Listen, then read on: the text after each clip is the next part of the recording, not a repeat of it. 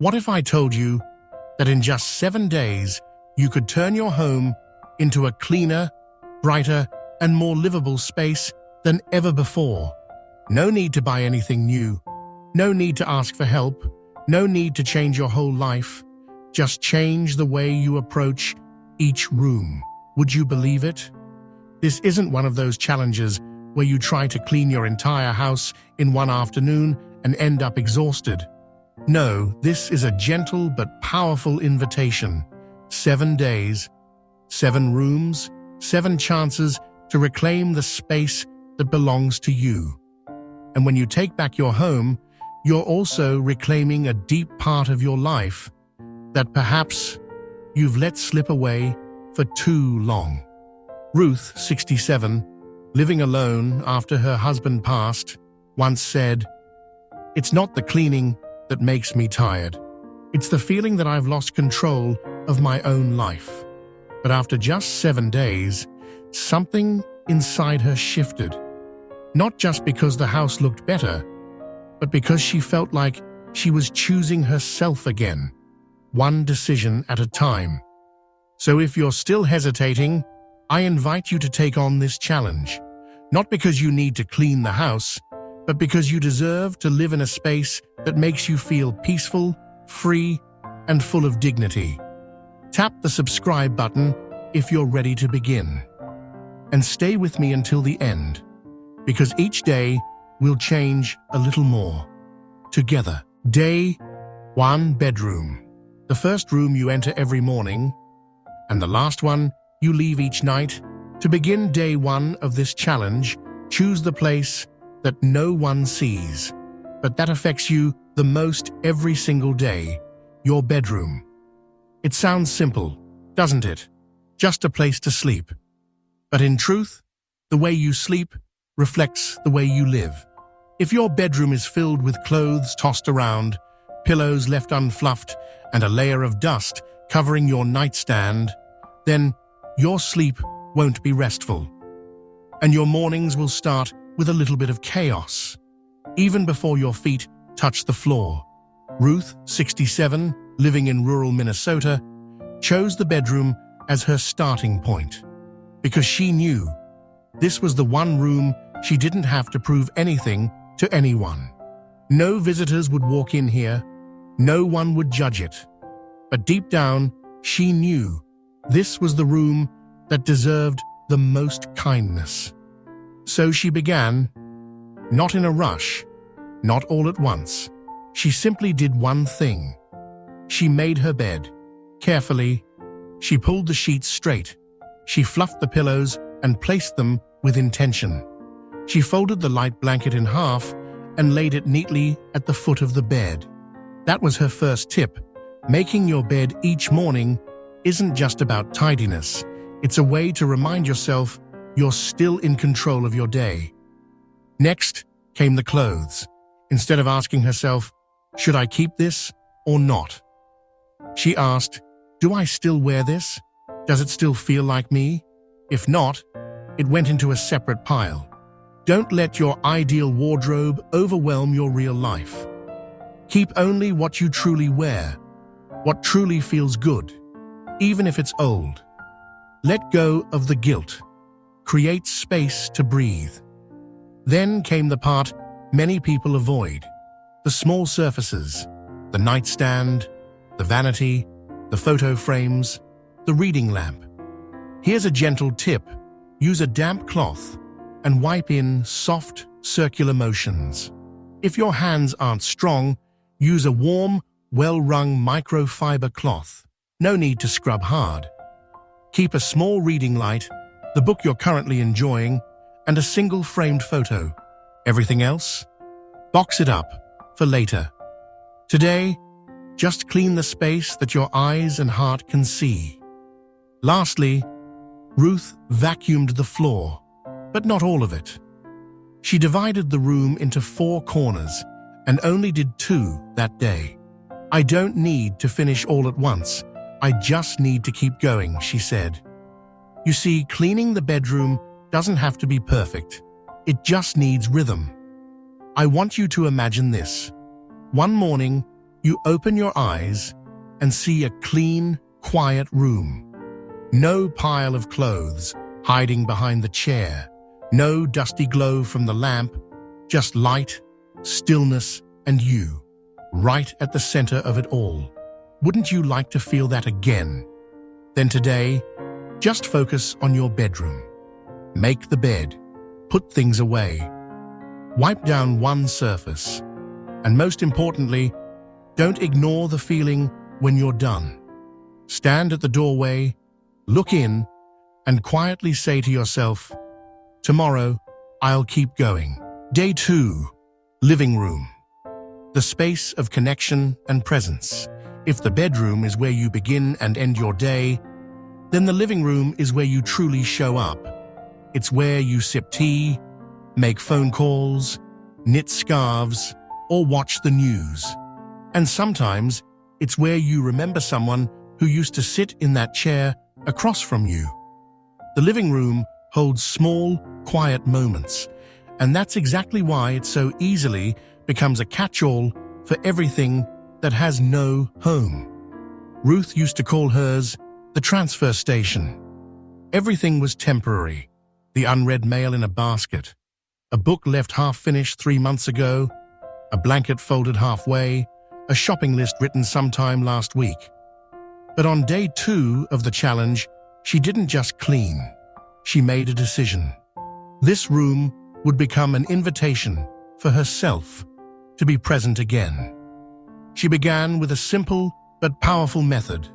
She grabbed a basket, any kind, and swept up everything that didn't belong in the living room. No sorting, no organizing yet, just gathering. She called it collecting what's lost. And you know what? Even just that one step changed the energy of the whole room. Then she turned her attention to the couch, the heart of the space. She fluffed the cushions, folded the throw blanket that had been hanging off the edge, arranged them with care, as if she were inviting someone very important to sit down. And that someone was her. Here's a helpful tip. Choose 1 or 2 small pillows and a soft throw. Place them where they're both easy to reach and comforting to the eye. The soft texture and sense of order at your sitting space can soothe the mind more than you think. Next came the coffee table. She cleared it completely, wiped it thoroughly with a damp cloth, and placed back just 3 items: a small candle, a book with a cover she loved, and a ceramic mug of warm tea. That was her 3rd tip for today, the 3-item rule for surfaces. No more than 3. Nothing random. Only what you truly enjoy touching or smiling at when you see it. I want you to try this. After wiping down your table, place your hand on it, close your eyes, and ask yourself, do I want to live in this space? If the answer is not yet, don't judge yourself. You don't need to turn your living room into a hotel. You just need to make it calm enough that you actually want to sit in it. Ruth also kept a small basket beside her chair, where she placed the TV remote, her reading glasses, and a tissue box. That's her 4th tip.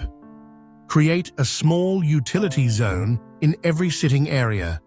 It saves you from having to stand up, searching for things, and gives each item a true home. Finally, she dusted the photo frames, the baseboards, and the door handles. Nothing fancy, just a few minutes. But it made a big difference in how fresh the room felt. Before leaving the room, she turned on a small lamp in the corner.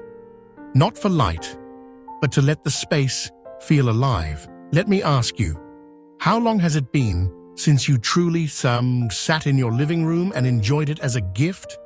If today is the first time you're reclaiming that space, share one thing you felt after seeing it clean again.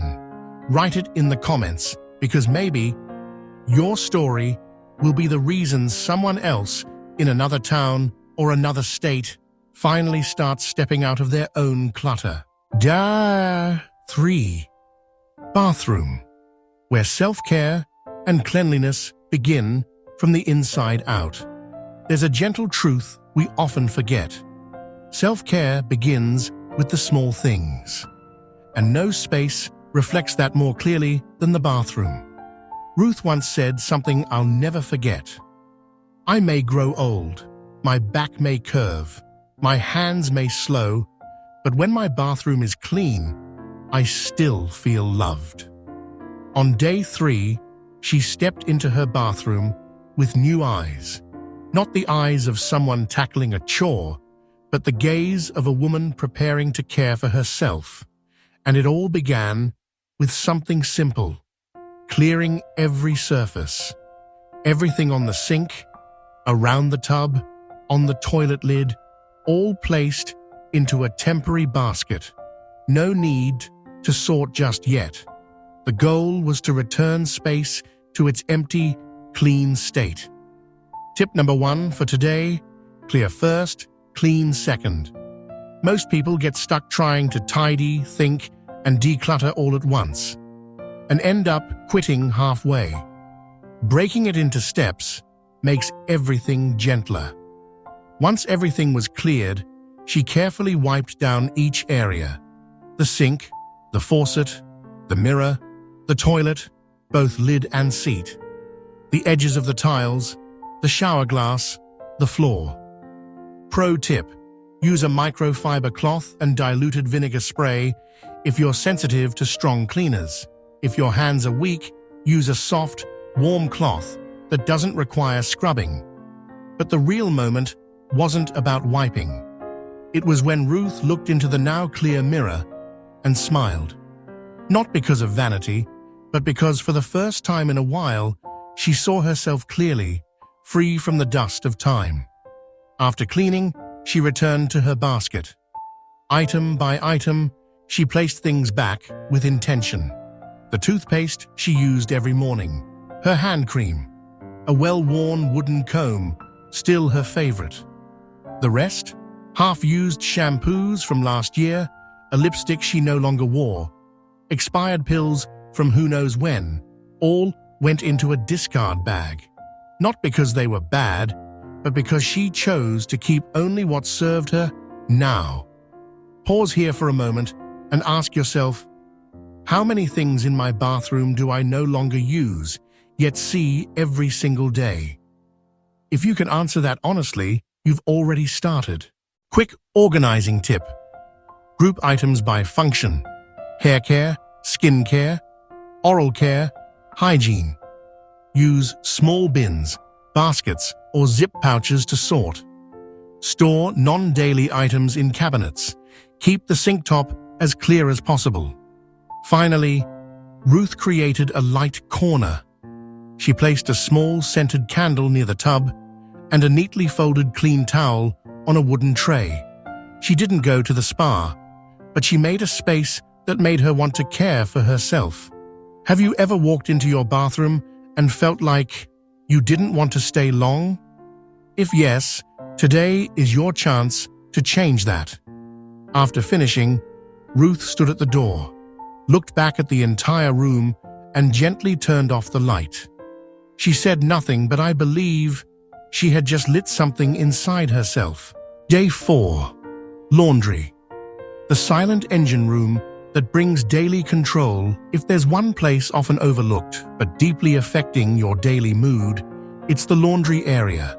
It's not symbolic like the living room, not sacred like the bedroom, and not sparkling clean like the bathroom.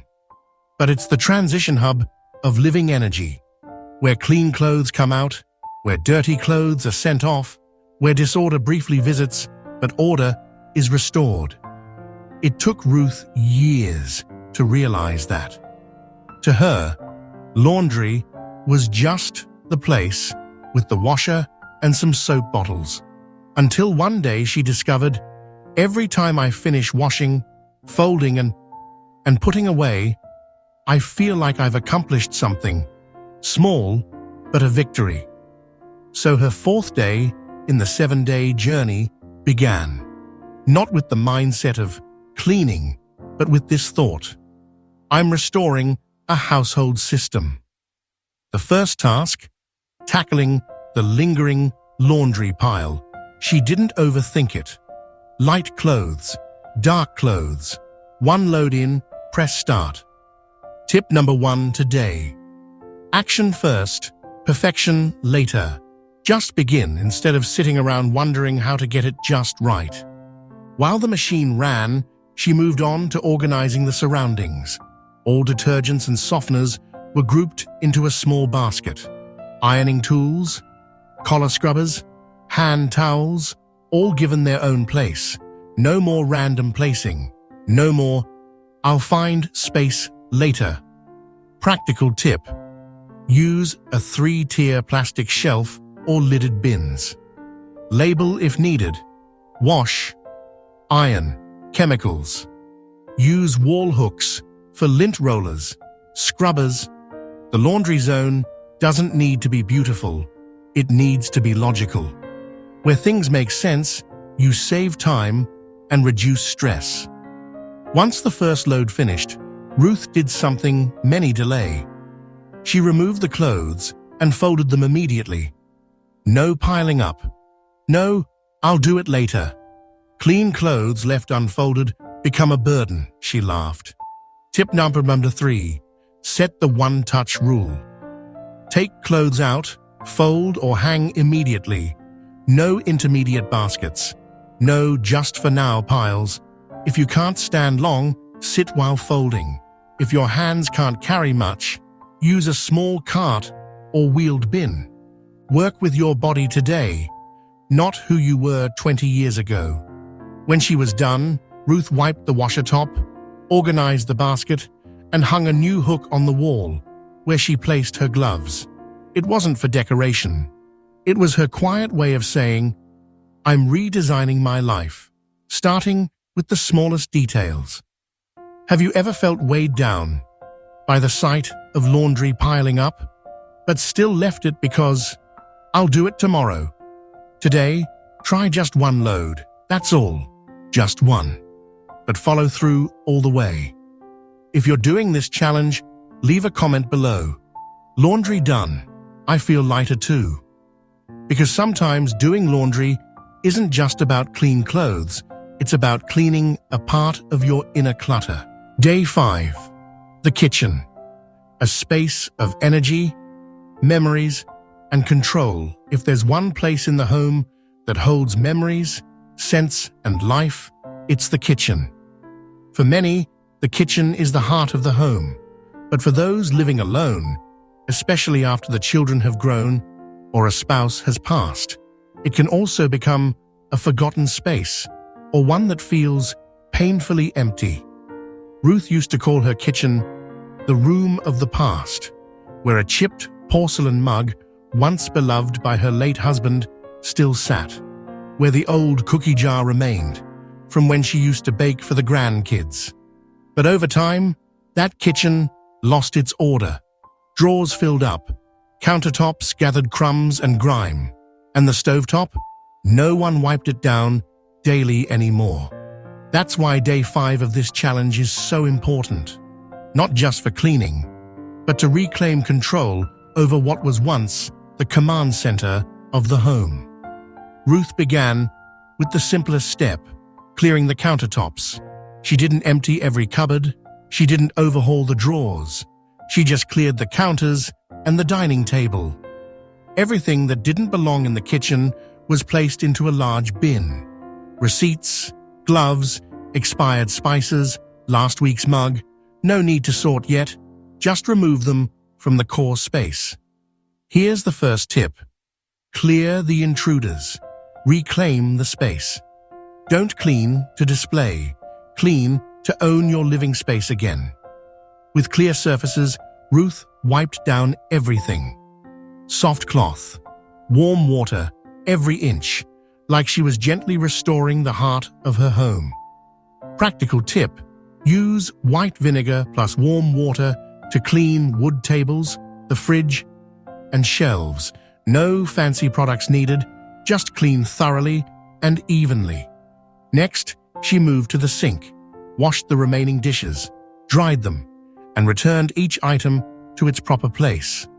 Second tip, If an item doesn't already have a home, choose one today. It doesn't have to be perfect, just consistent from now on. Spoons in the left drawer, wooden ladles in the jar by the stove, apron hung behind the cabinet door. The clearer the space, the smoother it is to use. And that's how the kitchen shifts from chaos to service. After cleaning, Ruth sat at her dining table, a table she hadn't eaten at in a while. She placed a small flower in a chipped mug and made herself a warm cup of tea, not to indulge in luxury, but to quietly say to herself, "I'm still here, I still deserve care, and I'm the one giving it to myself." Now I want you to pause and imagine a clean kitchen, soft sunlight on the counters, everything in its place, and a light scent of tea or coffee in the air. Would you like that kitchen to be yours, in the home you already live in? Then don't try to clean the whole thing today. Just the countertops, the sink, and the table.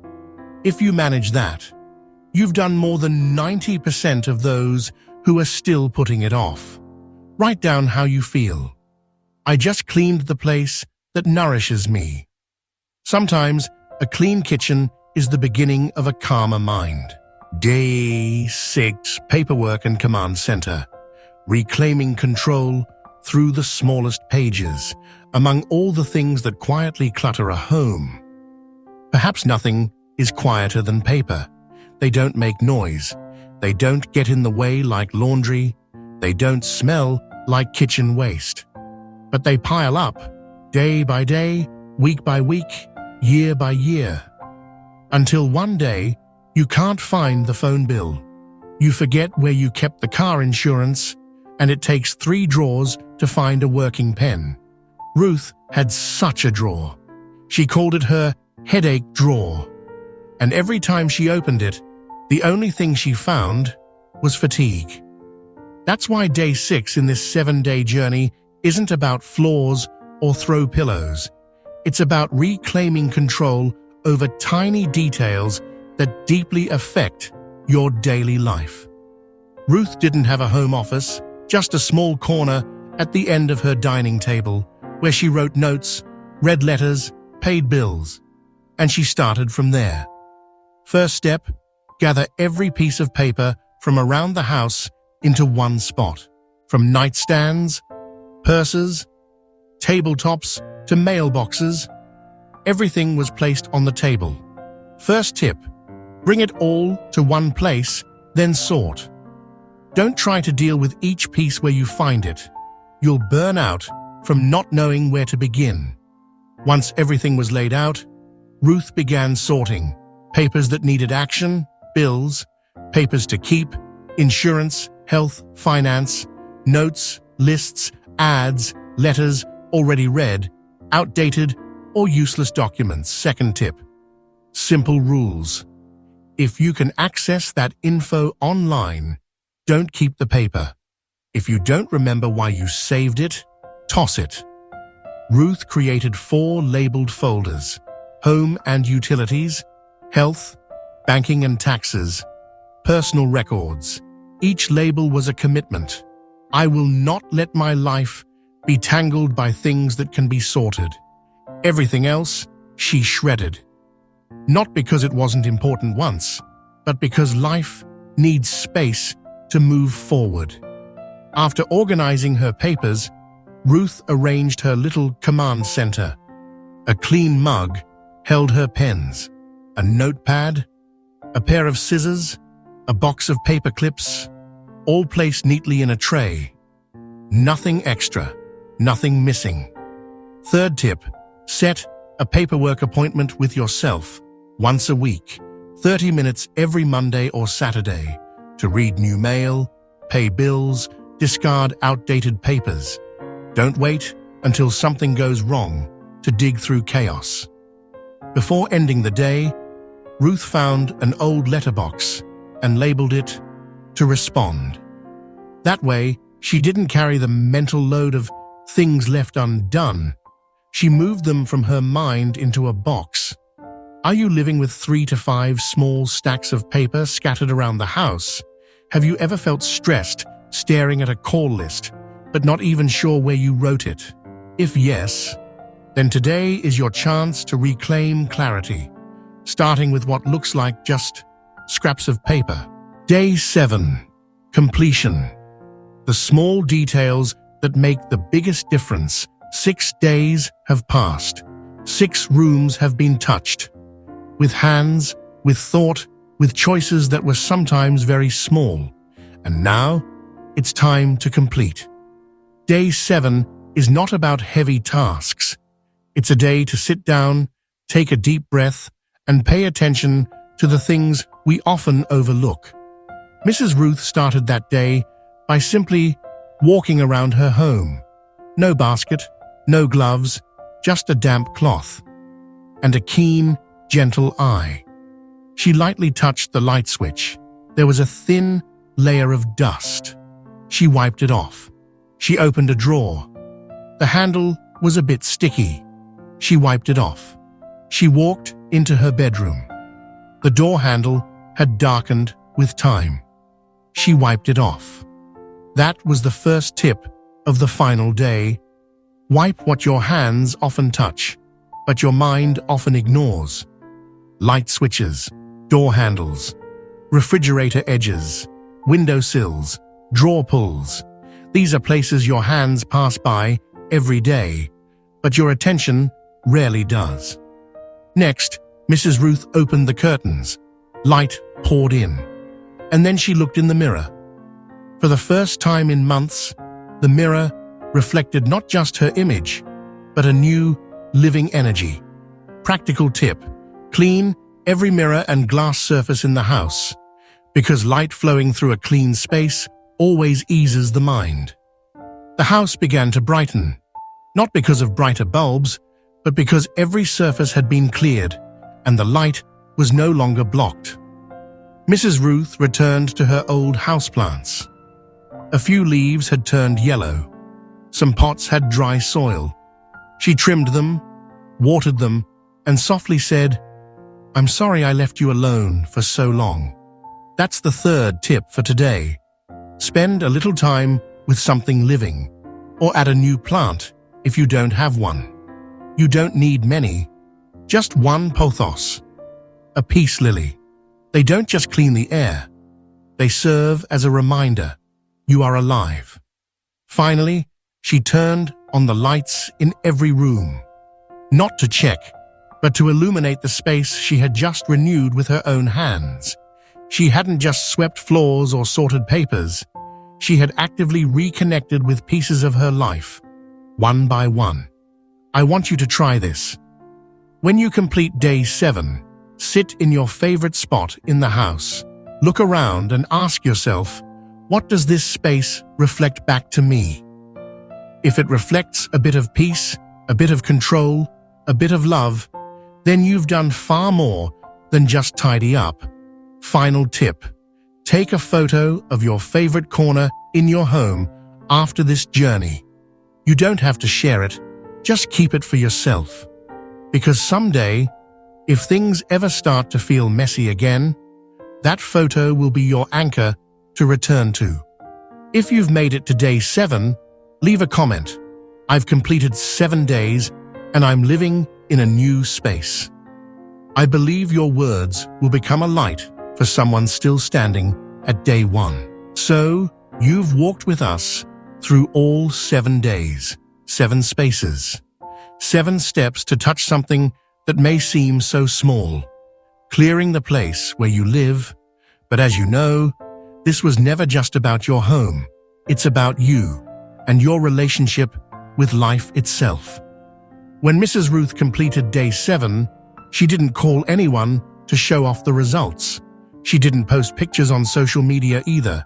She simply stood in the middle of her living room, looked around, placed her hand on her chest, and closed her eyes for a moment. I don't know how long I've been holding my breath in my own home, but today I'm breathing a little easier. Your home doesn't have to look like the ones in magazines. You don't have to be minimalist like the Japanese, or perfectly organized like on TV shows. You just need to create a space that makes you want to stay, not escape. Because after 50, 60, or 70, we're no longer striving to prove anything.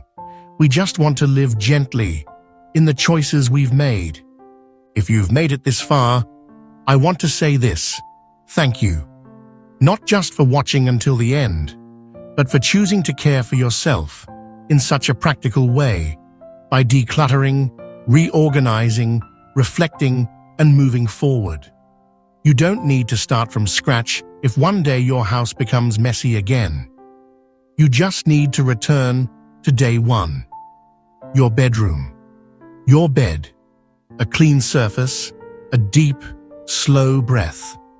And if you found value in this 7-day journey, help someone else feel it too. Send this video to a friend who's feeling overwhelmed. Write down your journey in a journal or share it in the comments below. You might be just one line among hundreds of others, but who knows? Maybe that one line will be the reason someone begins. And if you'd like more gentle, thoughtful guidance made for older adults like you, subscribe to the Seniorize channel. We'll be here every week with small reminders that you are not alone on this journey of tidying up, both outside and within. A house is not just a place you live in, it's where you get to be yourself, in peace, in fullness. Thank you for taking care of it, and thank you for taking care of you.